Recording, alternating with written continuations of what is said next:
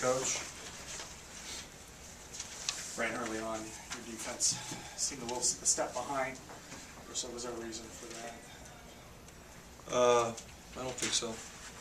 I don't disagree with you. I don't think our defense was as good as it could have been, but I would commend their offense. They were getting a lot of second chance points Early. in the first half too. Yeah, we were not locked in. We did a much better job in the second half, I thought. Fran, it was 25 zip on bench points today. Obviously, big. Well, it's a combination of things. It was a little uncharacteristic of those guys, I thought, but I kind of rode the starters a little more than I usually do. In fairness to those kids that didn't score, it's a decision I made. I thought those guys were playing well. I tried to get them rest. We had a couple opportunities. They only took 4 shots.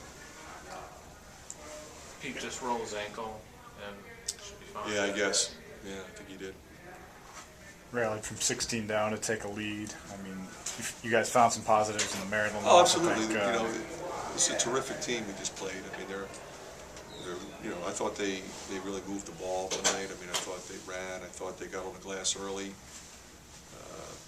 We responded like I'd hoped we would. I thought we executed in that stretch much better than we did for the rest of the game.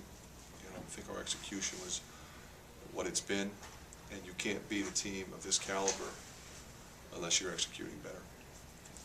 When you called that timeout with 6 minutes left in the first half, I think you were down 16 at that point, and you scored on 13 straight possessions there. But it seemed to be the other side of the court that really, where the tone was changed. I mean, what did you say to the defensively?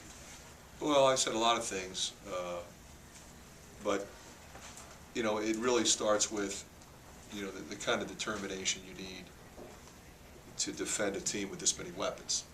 They've got speed, they've got post-up guys, they've got three-point shooters, they've got drivers.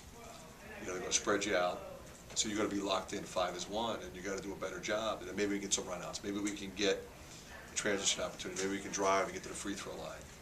And that's what happened. We just got a little tougher.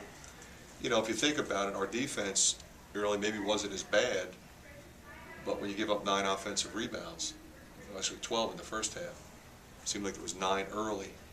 They got a ton of points. So even though we would get them to miss, they would just get it and put it back in.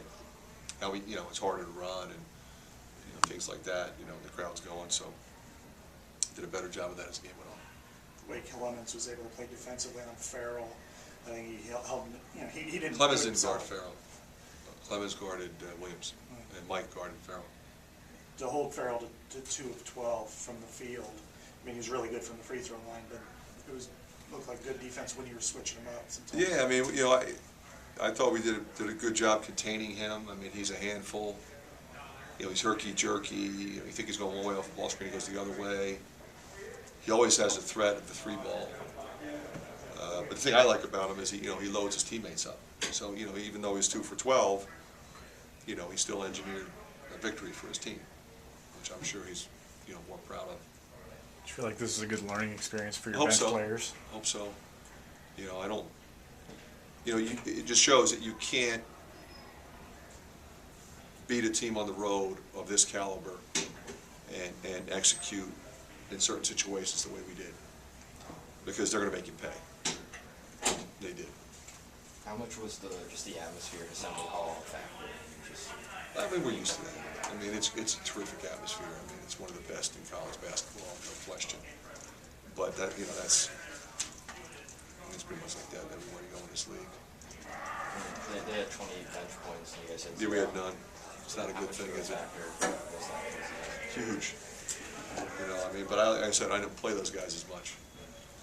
If I wanted to, I mean, how many minutes did I play them? I mean, 2 guys played doubles, the other guy played 5, 1 guy played 1. So, I don't really like to do that. I mean, all 5 of my starters played 30-plus minutes. It's not, like I said, in fairness to them, there's going to be a lot of opportunities for them to score. Coach, what do you guys, learn from this game, and then what's the message to them going forward?